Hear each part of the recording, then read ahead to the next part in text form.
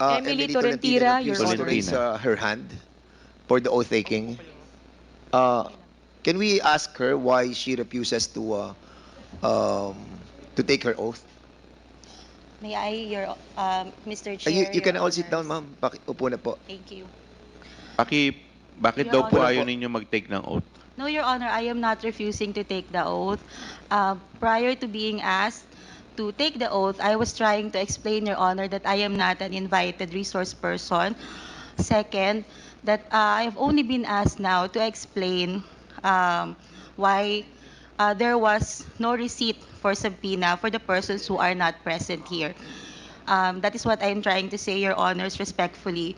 I just wanted to explain that as part of the Legal Affairs Division of the office, I wanted to explain why we did not receive. In accordance with the rules governing inquiries in aid of legislation, wherein the rules of court suppletorily applies, Rule 14 in relation to Rule 21 of the Rules of Court, Your Honors, personal service must be made to resource persons who are being issued subpoena. With that, Your Honor, they being not present in the office at that time, no person can receive on their behalf, and hence, there will be no proper service. Respectfully, Your Honors.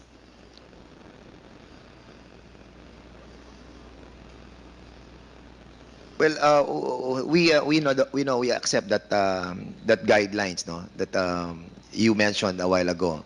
But you all know that this is an aid of legislation, and the reason why we are trying to course this invitation to the office of the president, we discussed this lengthily already, and the testimony of attorney Lopez is so important to us. And also si Pajarda. And I think, Mr. Chairman, with this kind of explanation that being manifested by Attorney Tolentino, as much as we accept that that premise of her, but somehow we are all guided with moral decency, no? That somehow, sana Mr. naman, Chairman. umattend naman po sila dito kahit na sabihin po natin that yun nga po, ito po yung sinasabi nung inyong minention a while ago, but I think somehow sa akin personally that is not accepted. And isang tanong lang, attorney, have somebody told you not to accept all those invitations?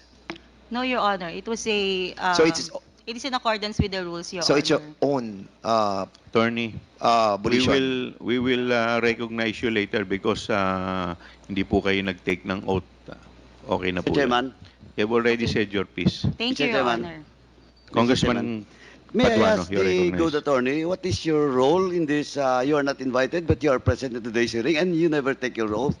As Why? legal counsel. What is your presence? Mr. Chair, Your Honor, I am the Chief of Legal Affairs of the Office of the Vice President. So, I am here to represent the institution, Your Honor. so you are here to represent the institution. You should, before talking, you should take your oath, because that is on record.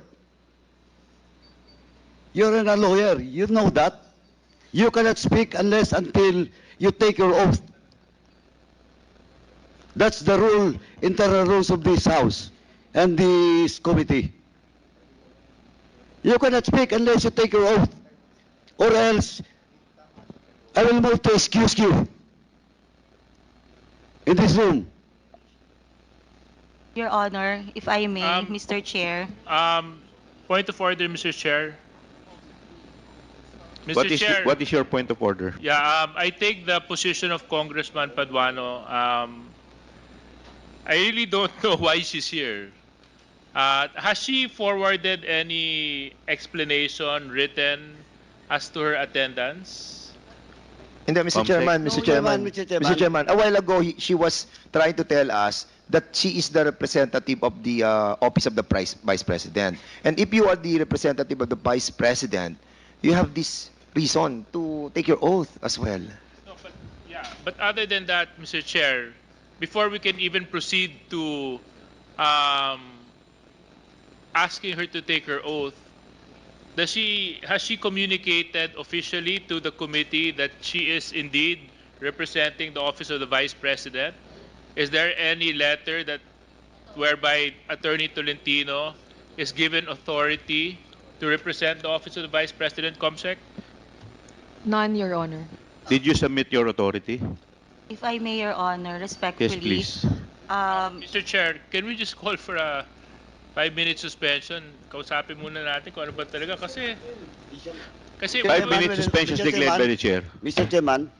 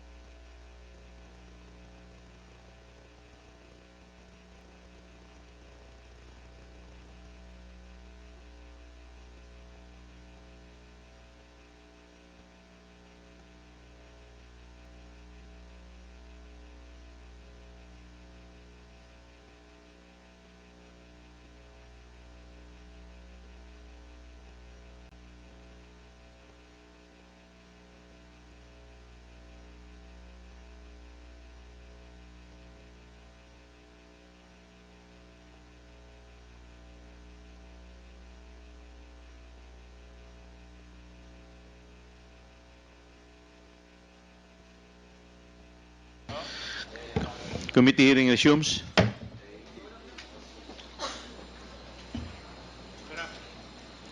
Congressman Paduano. thank you, Chairman. Anyway, Mr. Chairman, first and foremost, since the good lawyer has no written authority coming from the Vice President, second is that she never take her oath. So, Mr. Chairman, first, I move that we strike out all, on record, all the statement being made by the good attorney. Seconded. There's a motion raised by Congressman Paduano, duly seconded. Is there any objection? Hearing none, the motion is carried. And second, Mr. Chairman, I move that we excuse the good lady attorney in this room and to request the SAA to escort the good attorney outside of this room. So move, Mr. Chairman. Seconded. There's a motion to excuse the good attorney from this room, which is duly seconded. Is there any objection? Hearing none, the motion is carried. Mr. Chair, if I may respectfully request... You're not, you're out of order. You're not recognized. Mo, Chair, para hindi siya makapagsalita. being Suspend lang. 1 minute.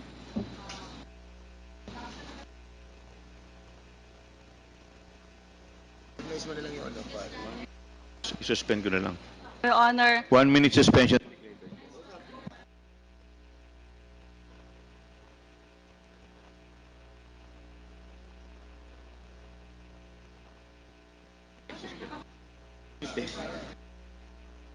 Excuse. Nakamute. Paki-excuse na lang po yung paki-excuse na lang po muna yung ating abogado.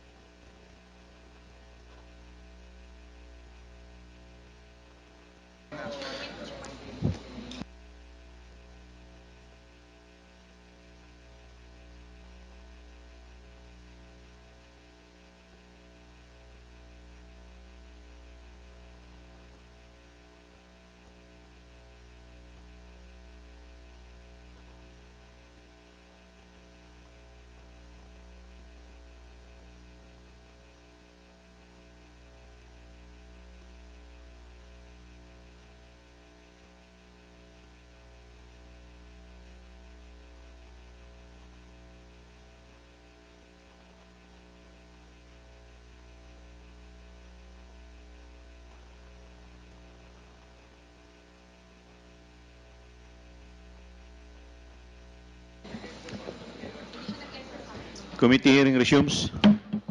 Mr. Chairman, Congressman J.J. Suarez, you're recognized. yeah. Mr. Chair, gusto ko lang po ilagay sa tamang perspective yung dahilan kung bakit po pina-excuse po natin yung isang individual na dumalo sa ating hearing. Baka po kasi magkaroon ng misunderstanding why she was excused from our hearing. Number one, she was not invited to attend today's hearing.